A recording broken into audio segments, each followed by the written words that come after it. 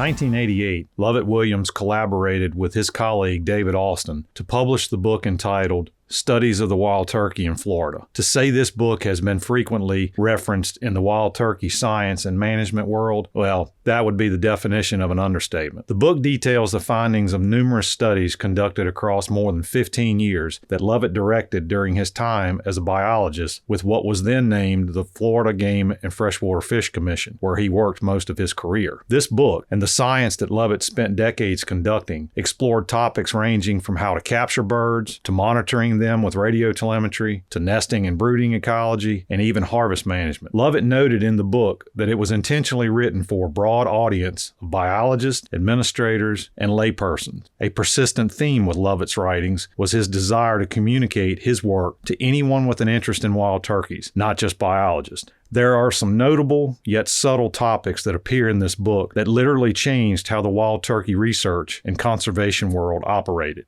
1. Lovett discusses the first use of paraffin-treated cardboard boxes that he designed to safely hold birds after capture. These boxes became widely used, and still are, throughout North America for both restoration and research purposes. 2. A seminal piece of research methodology was discussed in this book, that being the first use of radio telemetry to study wild turkey behavior. Lovett was the first person to use radio telemetry on wild turkeys, and it's impossible to overemphasize the importance of this technique on the science of the wild turkey. The extensive work using GPS telemetry that I'm able to now conduct can easily be traced back to Lovett's efforts many decades ago. Studies of the Wild Turkey in Florida also has the most detailed description of molting patterns in wild turkeys, which explains to the reader how turkeys go about growing and replacing feathers from hatching to adulthood and beyond. The simple yet thorough manner in which Lovett showed how molting progresses remains a timeless piece of information that I still frequently reference when attempting to assign ages to young-of-the-year birds I observe in the field. This book also shows example after example of a piece of Lovett's personality. That is, a keen eye for details. His hand-drawn figures showing basic aspects of wild turkey life history, such as movements of young broods, set the standard for visually depicting wild turkey behaviors for scientific and non-scientific audiences alike. As a graduate student walking the path that Lovett and others like him had paved, I read this book dozens of times, and I still read parts of it often. Studies of the wild turkey in Florida inspired me and many others to want to conduct research on wild turkeys. And this important volume of Lovett's work still inspires me to seek ways to communicate science with simplicity